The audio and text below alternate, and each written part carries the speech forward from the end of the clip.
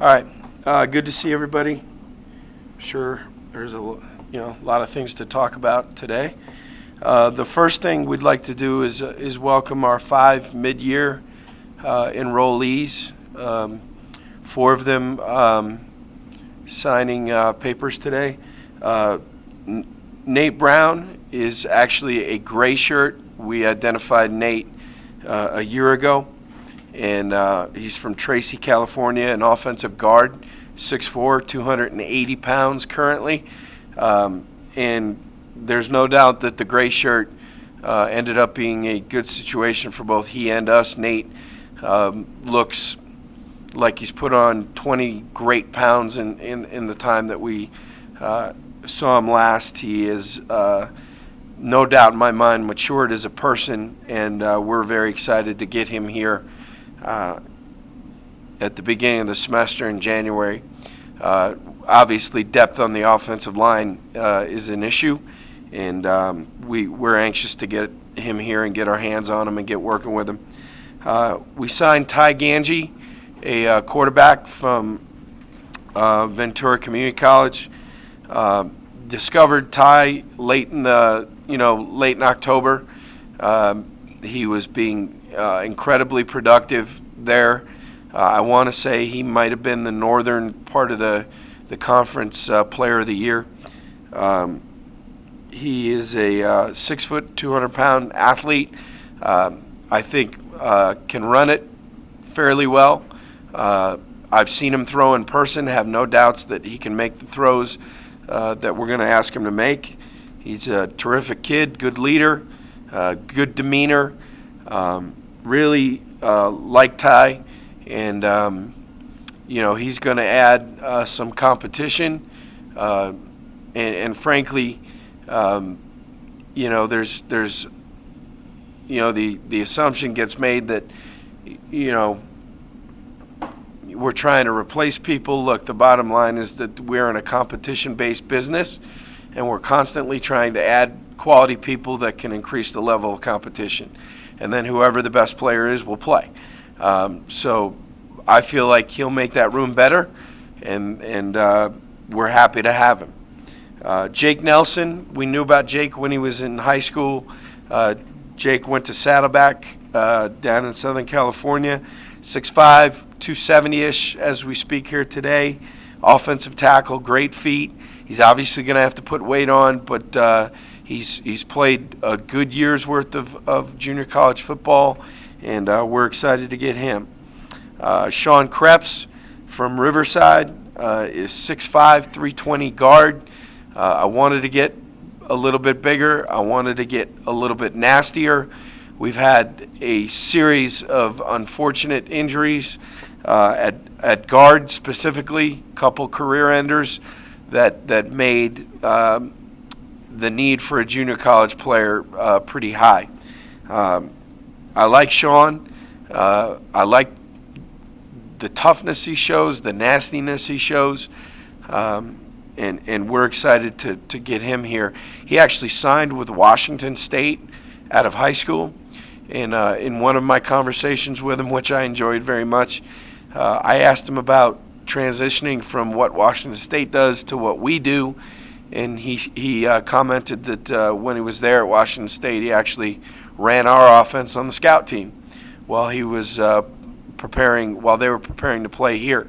So like I said, I think he addresses a very specific need. And then our last mid-year signee was Nikita Lealao, a 6'1", 300-pound defensive tackle from Laney College. Nikita had gone on a mission, so we're getting a man, not a adolescent here. He also addresses a very specific need. When you look at our interior defensive line, next year we'll have Charlie Ferramo as the only senior, and then a bunch of young guys. Kevin Sundberg would have been a junior, but unfortunately Kevin had to retire due to injuries, so now this kind of fills that upperclassman, big interior defensive line body. So we're thrilled to welcome those 5 guys to the Wolfpack family, and and anxious to get them here when we report back in January and get them indoctrinated to the program. So as it relates to the coaching search, I had stated a couple of weeks ago, Jim Hoffer will call the plays in the bowl game. He'll do that from the press box. Beyond that, I am in the midst of the search right now for the newest coach on our staff. It was complicated, frankly, by the timing of the bowl. Had we played on the 19th or the 22nd, I might have held off in terms of starting the search until the bowl was over. I would have collected data and done all those things and done all the vetting and waited to do the interviews until after the bowl game. But with the game on the 29th, I'm not comfortable doing that. I'm concerned that good candidates could take other jobs simply because they're going to be pressed for answers. And I did not want to lose out on what I felt could be a good candidate for us. So I am actually active right now in terms of interviewing candidates. There's no timetable. When I find the right person, I will, because technically we have a job open right now. When I find the right person, I'll try and secure that person. But until then, we'll just keep going through the process. But I didn't feel comfortable waiting until after the bowl, given the late date of the game. And then that takes us to the bowl game. Look, everybody wants me to comment on the fact that we're playing Colorado State. Obviously, it's a very unique situation. But the bottom line from my perspective, and I hope from our teams, is that we cannot get upset. We cannot get annoyed by things that we cannot control. The head coaches are not involved in the bowl pairings. The athletic directors and university presidents are involved in conversations, but even then, I'm not sure how much control we actually have. So there's no sense in getting upset over something that we have absolutely nothing to do with. The reality of it is we're very excited to play a 13th game. We have earned the right to be in a bowl. If people don't like that, I'm sorry, but the rule is win 6 games, and you're in a 13th, and we won 6. It's a reward for our players. It's an opportunity for us to stay together as a family for an extra couple of weeks and get the opportunity to be together in preparation down in the bowl site. It's a chance to continue to coach Lenny Jones and Ian Sale and Brian Lane and Don Jackson, because teams are different from year to year. This family will never be together again after this game. So we're excited to be together for an extra couple of weeks. We want to win a bowl game. I know the bowl record here at our school has not been great, and we didn't help matters last year, so our goal is to win a bowl game. We want to finish the season with a winning record. That's important to me personally. I think it's important that we come out and try to stack another winning season on top of the one we had last year. Winning is not easy. Too many people think that it is. It's not. Winning is very difficult. Sometimes here it can be more difficult than it is in some other places, frankly. And I want to finish with a winning record, and I want our players to be proud of that. And lastly, bowl prep has been interesting, due to a December 29th bowl game. We practiced 2 consecutive weekends, but I was very concerned about their ability to prepare for final exams. Finals end today. We will practice Thursday, Friday, Saturday, and we will practice aggressively. Everybody's going to get Sunday off because, frankly, the coaches have not had a moment since the San Diego State game. And then We will practice again Monday, Tuesday, Wednesday of next week. And then we're going to give everybody off the 24th and 25th. They're going to have Christmas Eve and Christmas Day off. And our travel party will have to be back here in Reno on the evening of Christmas Day. We'll practice here in the morning on the 26th and get on a plane to Tucson.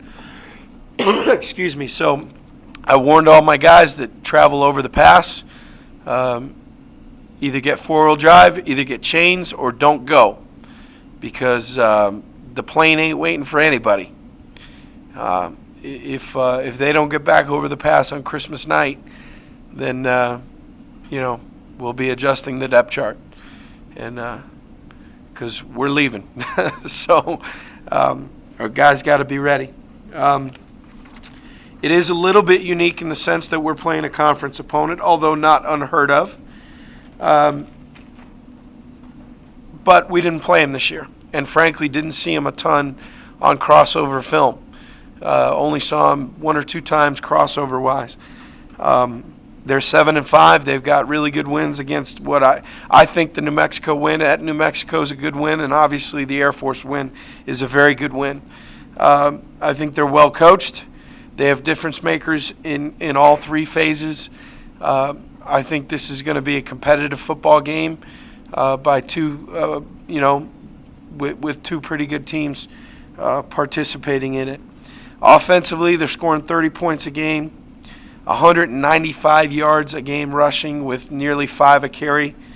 And having been in the SEC for a year and seen a lot of SEC film as we studied, I can see the SEC influence on their offense with Coach Bobo. Use of a fullback, which now makes it a grand total of 3 teams in our league that use a fullback. And we've seen all 3 now this year. Wyoming, San Diego State, and now Colorado State. Great use of tight ends in play action. Not a ton of 5-step intermediate passing game. It's quick game, it's play action, or it's take big shots down the field to the very talented receivers. But I think they're pretty good. Nick Stevens, the quarterback, obviously is trying to fill some big shoes with Grayson. Dalen Dawkins kind of reminds me of a poor man's Pumphrey, 5'9", 175 sophomore who's lightning quick, and you better leverage the ball because he can get out on you.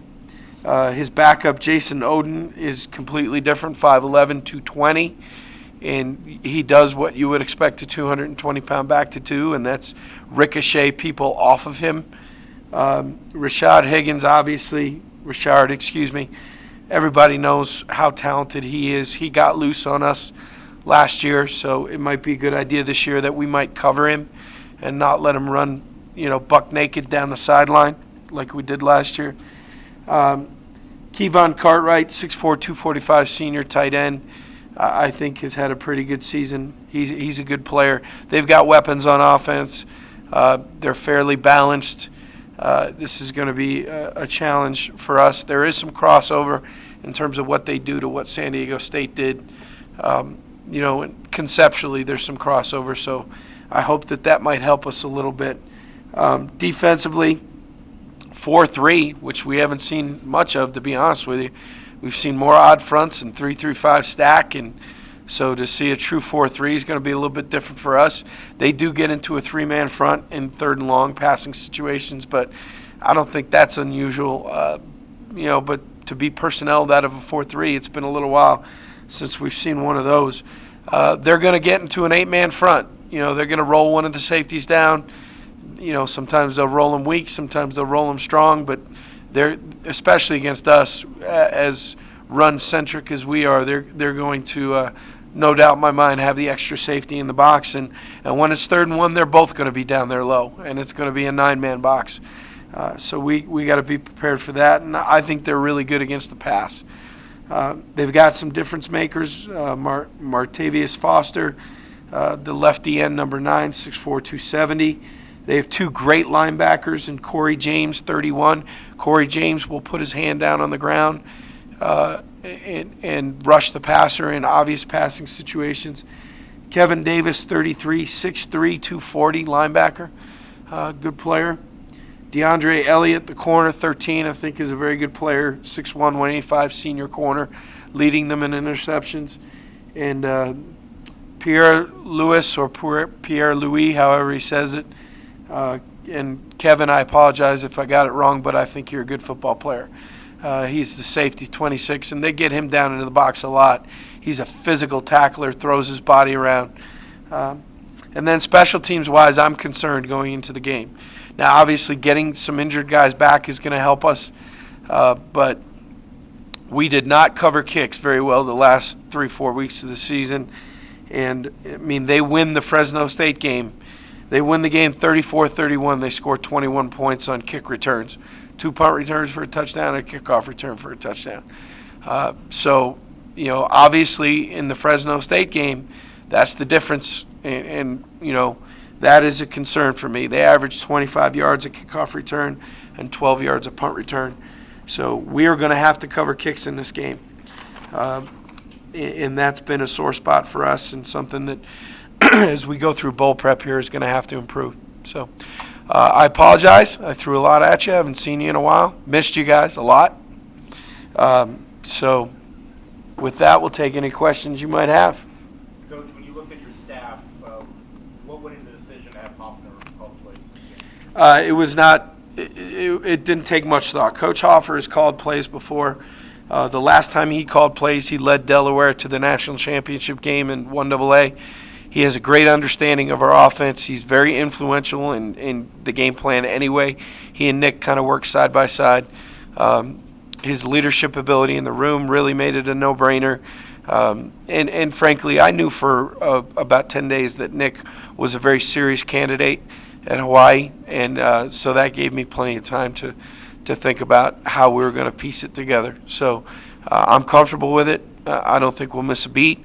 The only difference is he's going to call the game from up in the booth, which personally I think is a better way to call the game anyway, but I'm not the kind of guy that dictates that to the play caller. So I think he'll be fine. I think our quarterbacks will be fine, and I know that they've been working very hard Monday, Tuesday, Wednesday in terms of studying Colorado State and making sure that we have a really good plan put together. Will he be a candidate for that job full-time? Yeah, he's a candidate, but it's not a foregone conclusion. Back to the recruiting class, do you summarize how much of an impact you think, especially the offensive lineman, adding so many of those guys, what kind of impact do you think it's going to be? I'd like to think that it'll be a positive impact and fairly quickly, but anybody who tells you they know is lying. I mean, recruiting is the business of educated guesses, and we've made some guesses here that have been really, really good, and we've made some guesses here that haven't turned out the way that we hoped they would. And frankly, as it relates to the offensive line, we have been the subject of, quite frankly, just some bad luck with the number of I mean, we went into this season with Jeremy McCauley, Joey Engelmeyer, and Adam Corey, and said, okay, we got 3 guards we feel really good about, and we can rotate a third guy in throughout the course of the game and keep people fresh, and we're going to be great. And by the time we get to Game 5, McCauley's the last one standing, and then he gets hurt. So, I mean, and some of these, you know, as we sit here today, I'm not sure Adam Corey or Joey Engelmeyer will play again. I hope that they will, but I can't say that they're going to. And when you go through, you know, some of the things that we've gone through in terms of losing players, it forces your hand to have to recruit some junior college players. Nate Brown's unique. He's not a junior college player. We'll have him for 4 or 5 years. I think to expect much out of Nate early going would be unrealistic. But Sean and Jake, we're hoping can at least get into the depth, if not contribute.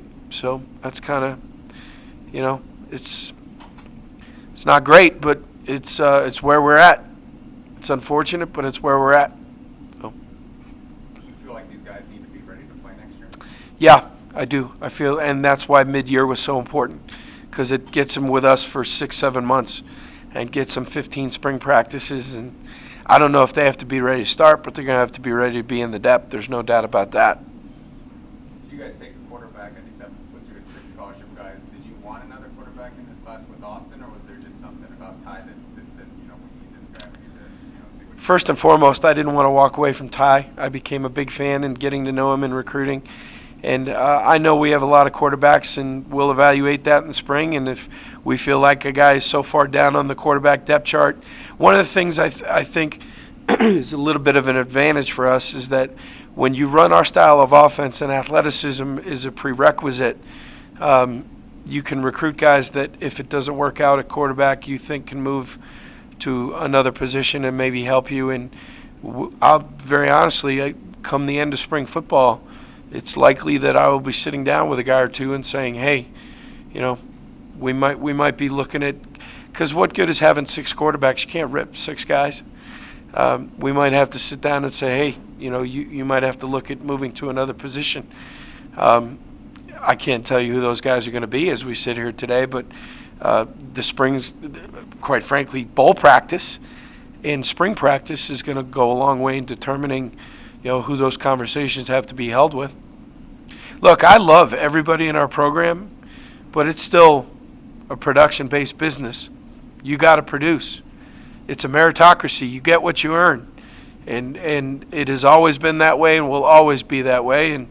And guys need to compete. And if they don't want to compete, or they show that we've got 4 or 5 guys that make us better, then we need to find other ways for people to contribute. With the offensive line, with the issues you guys have had there with injuries and things like that, just trying to throw numbers at it and sort it out. It's not just throwing spaghetti noodles on a wall and seeing what will stick. We weren't going to take this many mid-years just to take them. We have, if I don't take them in the mid-year, I've got scholarships for the spring class. We knew enough about these guys that we felt like they would help us improve. It would be disrespectful to say we were just taking warm bodies, because I've seen some of the junior college players that signed at other places, and those were guys that we felt were warm bodies that were not going to make us better. Quite frankly, as it relates to junior college offensive line, we batted at a pretty good clip. The guys that we signed, we wanted. It was not now whether or not we're right. I'm not saying we're right. We'll find that out. But from our evaluations, these were the people that we wanted. So. Can you talk about the accomplishment of having 2,000-yard rushers this season? Yeah, I think given our issues on the offensive line, it's even more impressive. I'm just proud of both guys. They really earned just about every yard that they got, and they ran tough and ran smart, and I think it showed the desire of our guys up front, no matter who was in there, that we were going to try and be who we were, who we are. So I am proud of that, and I think both players ought to be proud of it. What do you think about the unselfishness between the 2 guys to allow that to happen? That is incredible in this day and age. Excuse me. And it's something that we point to often in recruiting. That Don Jackson, when he was a junior, who was established as our starter, could look at James and see what we saw, that he was a very talented true freshman and that we're going to need him to play. And instead of seeing him as a threat and making life difficult for him, he did the exact opposite. He welcomed him, took him under his wing, taught him a lot. They're connected at the hip. And it is a great example of servant leadership, which we talk about all the time. It's easy to lead when there's no threat to you, but here's an example of a guy that led our team and did what was right for the team, even though in reality it probably took carries away from him. And that is the embodiment of servant leadership, and one of the things that we preach about here with our team. Coach, when you look at Higgins, he had a phenomenal year last year, taking a bit of a step back. Would you chalk that up? New system, new quarterback, maybe getting keyed on? Look, Garrett Grayson was, and I'm saying the right name, right, Chad? He's a pro. I mean, the guy went to the National Football League. He's a good quarterback. That's got something to do with it. People are keying on him now. That's got something to do with it. And frankly, there's a renewed emphasis on running the ball there, which has got something to do with it. But he's still a terrific football player. Numbers can be deceiving sometimes. He's very impactful, and he's somebody that we will know where he's at. Do they look pretty different with the new head coach as far as what they're doing? Yeah, in some ways they do, in some ways they don't. I don't think defensively, they've improved, but I don't think they look that dramatically different. Offensively, yeah, it looks a little bit different. No better, no worse, just different. So, and last year they were a 10-win team, but they were in year 3 of Coach McElwain's tenure.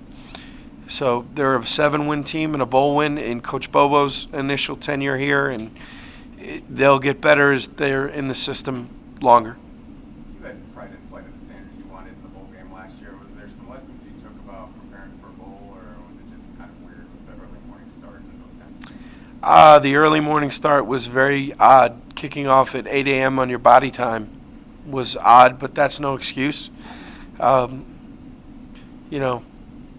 The fact that Louisiana had a couple defensive linemen that looked like they could have been playing at LSU might have had something to do with it. And I was going to say something snarky, but I won't. I guess does it change how you approach it, or do you tweak anything? Yeah, I mean, just the experience alone has. To be honest with you, one of the other battles we dealt with last year was everyday practice was at a different time because of finals. That game was played the Saturday after finals. Finals ended on Wednesday. We played that game on Saturday. That presented a challenge. We were practicing at a different time every day around the final schedule. We had guys taking finals in New Orleans. That presented a challenge. And frankly, just there are things are tweaked because now I have a year's experience and know what worked well and what didn't. And I mean, you look at the bowl and you say, boy, you didn't play well. No, we played well on defense. We held them to 16 points. So it's hard to say that everything we did was poor. We just didn't play very well on offense. I think some of that had to do with the fact that they were a little bit better than us in that phase of the game. And we fumbled the ball, going into the red zone, and we had a false start on the goal line where we had to settle for a field goal. It's not like I don't remember the game. So there are things that we need to do better. There are things that I won't change because clearly we were ready to play in some phases and not ready in others. So the being able to hold off practice, we practiced on the weekends, but we didn't start Colorado State until we would not have started Colorado State until tomorrow, and that will give us 9 full practices focused on Colorado State leading into the game. So there's good and bad with playing early and playing late. There's pros and cons to both, but now we've allowed our team to simply focus on finals and not install a game plan while they're trying to take finals at the same time. So plus and minuses to both. Anything else for Coach? For the last time at a Nevada press conference in Legacy Hall, Questions? You sad that this is your last game in Nevada? Yeah, it's bittersweet. But opportunity maybe playing at the next level. My time here is up. There's nothing much I can do about it. Yeah, I'm sad, but I'm excited to play this game as well. There's potential to play at the next level for a lot of guys, but for some seniors, it might be their last game playing football. A real football game. Do you talk to the guys about that, or is that weighing on your mind as you enter this? No, I've talked about that since game 1. This is our last ride. Some guys will never play again. Some will get a chance. It's all about what you do with that opportunity. But yeah, I'm just trying to enjoy it. It could be my last game, so I'm just trying to take it all in and enjoy it and while I can and have fun with it. When you saw Arizona Bowl against Colorado State, I guess what you think? That's what I thought. Nothing. I mean, I'm happy we got into a bowl game. I mean, we had 6 wins, so I would expect us to get into a bowl game. But Arizona Bowl against Colorado State, I didn't like it at all, to be honest. Do you feel like you were kind of disrespected as a team to some degree? As a conference, as a team, you know, beating a team and a team not having 6 wins and going to a better bowl than us, that got to me a little bit as well, especially a bowl that we wanted. So, yeah, I was disappointed. Do you think the team will take like a chip on their shoulder before that into the bowl game and kind of show you were disrespected a bit? Yeah, I mean, how we were, you know, told and how it was kind of presented to us, how, you know, everything went down. Yeah, we do feel a little disrespected. And, I mean, we got a chance to play in a bowl game, and no matter who it is against, you know, December 29th, that game will be played, and we will give it our all. But, yeah, we definitely got a little chip on our shoulder for playing against an in-conference team and, you know, letting another team that we beat without 6 wins go to Orlando in the sun on December 19th. So, yeah, not too happy about that. So, yeah, Colorado State going to get a little bit of extra from me. What about the timing, the 29th? I mean, it took quite a lot of time off before you really could get into practice. Do you like that? Would you like to have gone straight into practice? It felt good to, you know, practice a couple days and then get some days off. Those days off really helped my body. For me personally, I would like to play earlier so I can get some time with my family before I go off to train. You know, everything's going to hit real quick with playing on the 29th. But, you know, having some days off between practices definitely helped everybody's body out.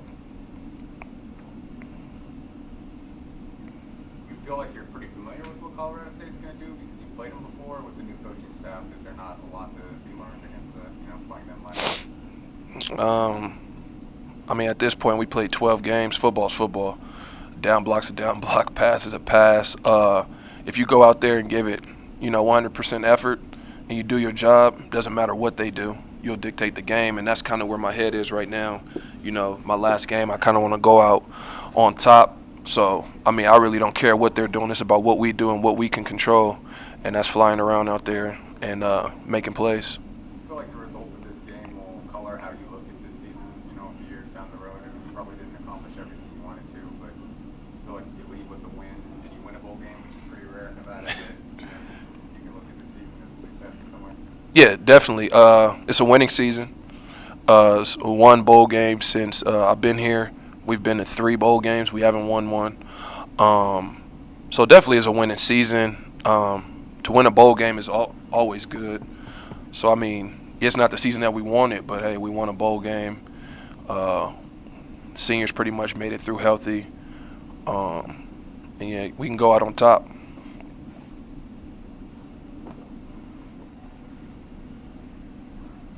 I guess when you saw the opponent in the bowl, what were your thoughts? It was surprising.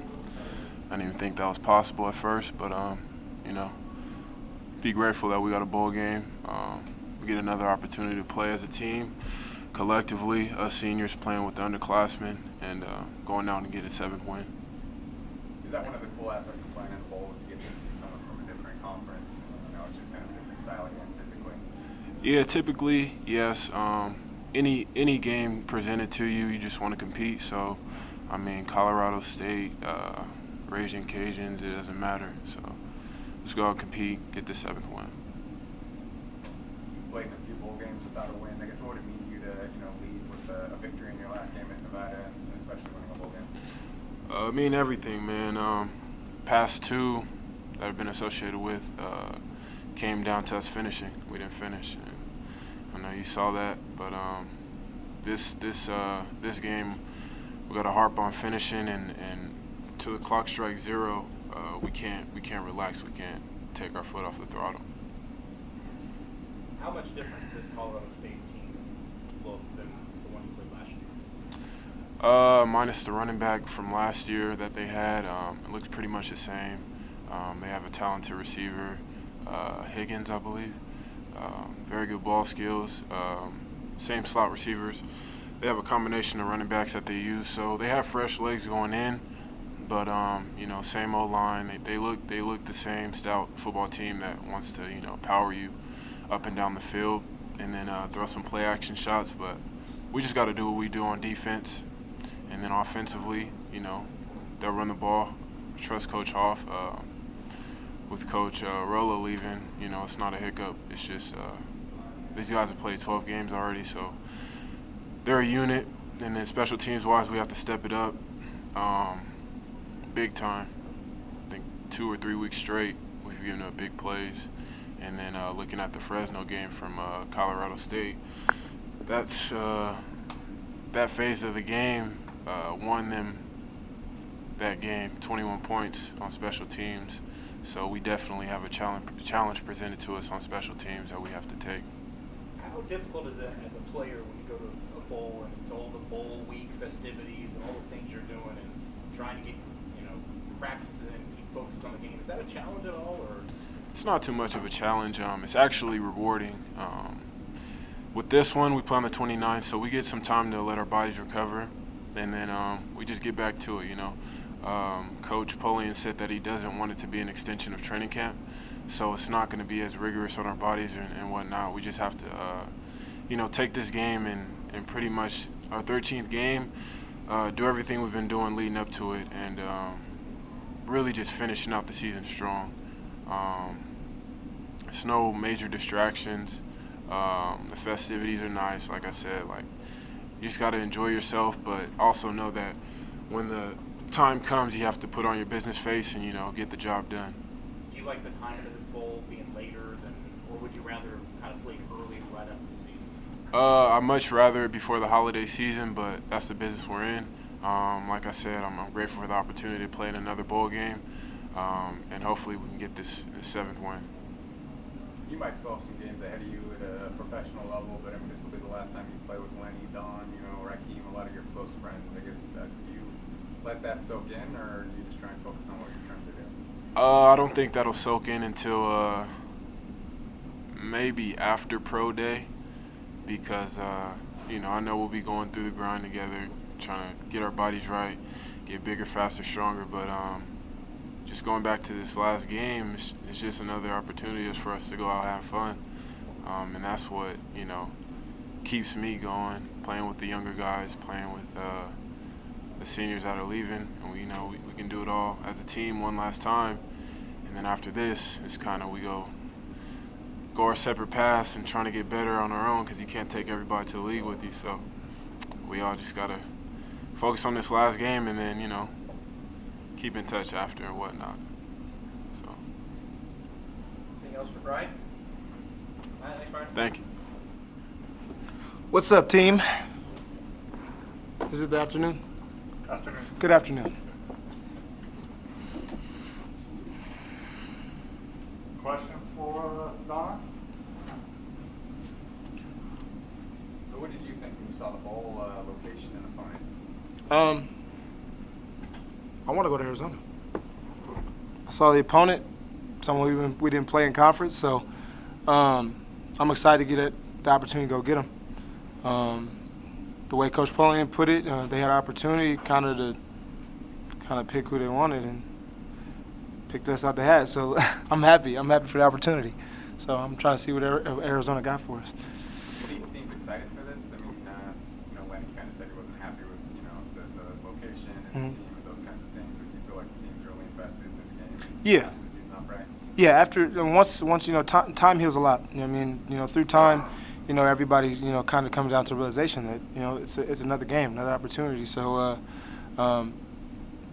it's a lot different from last week. I think you know, just the whole momentum has changed. You know, a lot of guys now, we're kind of just excited to play. They're ready to go. So, and Coach Polian, he's got a lot of stuff planned. He's trying to make it the best experience as possible. So, we're excited. We're grateful. You guys get some cowboy boots. You're looking forward to those? I can't wait to get the cowboy boots. Actually, I'm gonna get some cowboy boots, and it'll be. I'm not really a cowboy boots guy, so Secret Santa's coming up too, man. I'm trying to help somebody out, man. I know somebody wants some cowboy boots, so I'm just in it for the experience, man. I'm happy that I'm gonna be able to go there, you know, just to have fun. But some custom cowboy boots, I guess there's gonna be a go. It's gonna be a go. You said the team feels better this week. Last week, was there some disappointment that, I mean, it seems like the theory and the concept of a bowl game is you play someone in Yeah. another conference.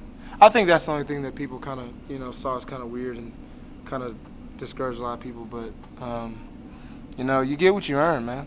And we earned it, so it is what it is. You got to take it for what it is. And if you want to mope about it, then you're not going to have a good experience. But for the most part, I think guys are kind of coming to the realization that you can't change the situation. And guys are coming to work. We was out there working this morning. It was like 15 degrees. I don't know how cold it was, but we're out there pushing sleds, and so we can go win the game. How important do you think this game is to determining, whether you look at this year as a success? It's big, huge. It's the most important game of my life. It's the most important game of the seniors' life, and the most important game that everybody's got in front of them right now. We want to go out winners. The senior class does. The young guys. Talking to JB, he was just like, this is another opportunity that you can't overlook. So, we want to be able to. We could go down in history, change some history books. It's been a while since we won a bowl game here in Nevada. So, our objective is to go win it. What was more gratifying, getting 1,000 yards yourself or watching JB get it? Watching JB get it, man. That's a phenomenal dude. That's why. I think besides his mom, I'm his biggest fan. I was really excited for him. No matter, we both got it on losses, so it didn't, we couldn't really get too excited about it. And then you kind of look back at, the season and what it could have been and what it is in reality. He's just an unselfish guy. He's a guy who now he doesn't even really talk about, rushing for 1,000 yards. He's just, at this point, he's just like, did you get 1,000 yards? Let's make sure you get it. You know what I mean? So it just speaks volumes on his character and what kind of guy he is. So yeah, I was really excited when he got it. And I guess I was more excited for the offensive line. So we can put something up in their room and show them some love that they got 2 1,000-yard rushers. What do you think that says about the O-line? I mean, they had so many different injuries and people beat up and, Yeah. talking all that stuff. They had 2,000-yard rushers. Are they proud of that? Yeah, you got to take pride in that because that's what we do at Nevada. We run the football, and I know it didn't, the record couldn't show, but I listened to Coach Polian earlier. It said, sometimes numbers are deceiving, and I think that helped show that we had an offensive line that battled through some stuff, and they really, really fought, and they never quit. Next man up every single time something happened. And, if it was a guy moving from tackle to guard or guard to tackle, they were going to do whatever it was to, get us a win. When did you and JB click? I mean, was it an immediate thing? Was there a certain point where you guys kind of developed this friendship and this kind of trust between each other? I think it started off when he came on his visit. I remember it was me and Kendall. He was hosted by Xavier. He used to go here a while back. But, we were just hanging out and, we click. I think we click instantly. I'm telling him, when I seen his film, I was like, well, you need to come here. Like, let's make this happen. And even he said it himself, like, I know you're going to be up out of here soon, but like why? And I was like, that's just going to make the team better. And then through time, we just got closer and closer. I brought him to my house. He spent holidays with my family, and his mom, treats me like her own, and my mom does the same for him. So it's like, it's just family, man. I got a brother, and it's James Butler too. So.